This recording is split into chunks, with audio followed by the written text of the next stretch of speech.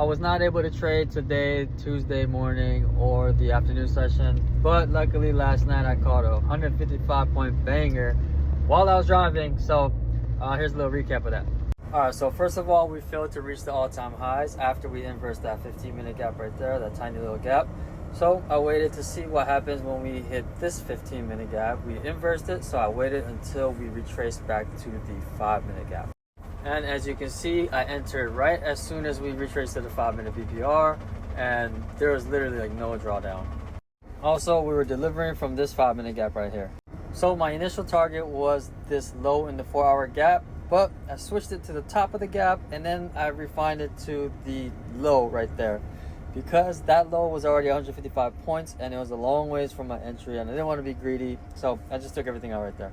But yeah, that's the trade I took in Asia for 155 points for right around $1,000. And I'm not gonna lie, that hold was kind of brutal. It was about 2 hours long, but hey, that's what conviction looks like. I had strong conviction that the 4-hour gap was gonna get hit. So, you know, you gotta stick to your guts and trust your trading plan. Execute when your trade setup happens, and exit where you plan to exit.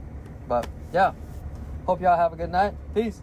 Oh yeah, I do also want to mention that this play was a half risk play, because I did take a L right before this, and my rule says, you know, the second trade, if I lose the first one, has to be half the risk.